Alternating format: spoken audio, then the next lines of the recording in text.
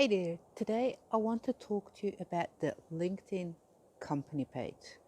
Although technically it's called a LinkedIn page these days, but to keep that distinction between your personal profile and your company presence, I keep calling it your LinkedIn company page.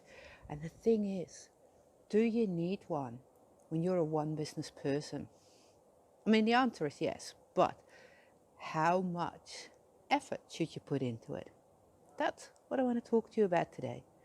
My name is Petra Fisher, your independent LinkedIn training consultant, also known as the entrepreneur too shy for acquisition. Made sure I became so visible that other people started talking about me. My network turned into, well, ambassadors, and clients appeared out of thin air. Or did they? This is what I do. This is what I teach my clients. And that is why today I need to talk to you about your LinkedIn company page. So the quick answer, do I need one, is yes, because that is the only way to get your logo on your personal profile. And it sits in two places, right? Right up the top of your profile, there's a tiny little icon logo of your current work experience, and further down in your profile, in work experience, you also want the logo to display. Lazy, right? So I don't do much with my LinkedIn company page. And this is also what I've always been telling solo entrepreneurs, one person businesses, that kind of stuff. Look, don't waste your time there. What's your reach? I have 516 followers on my LinkedIn company page and over 8,000 on my personal profile. So where's the reach, right? Seems like a no-brainer.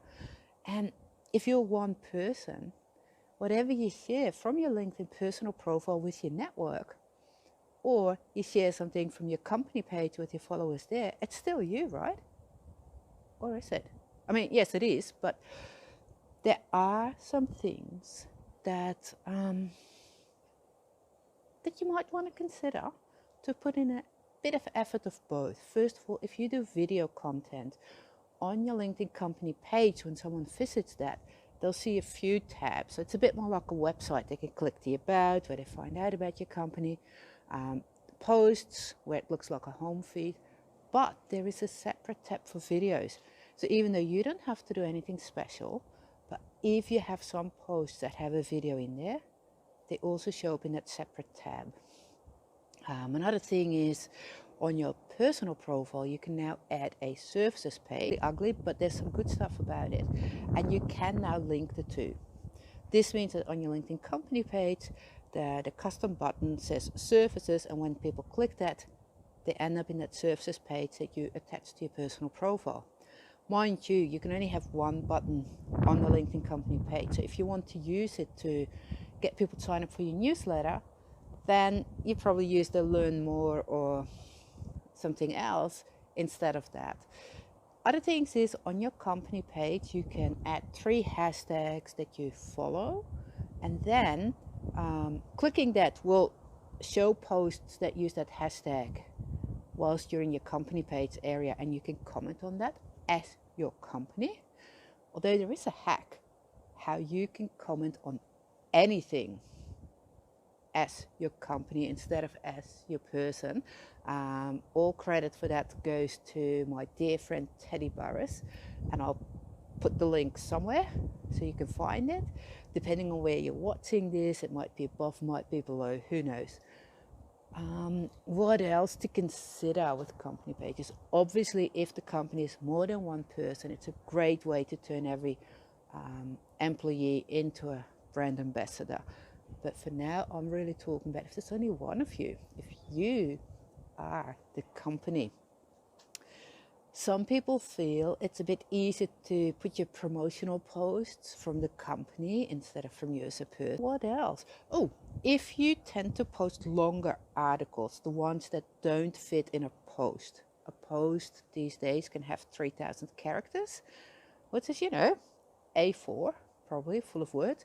But if you're doing longer ones, if you're doing articles, then we never used to be able to do that from a company page, but now we can. And they're even going to offer the newsletter feature. So there is more and more to consider these days. pretty much have 3 tips. Number 1 is to definitely set up a LinkedIn company page, even if it's the bare basics, so that your logo appears on your profile.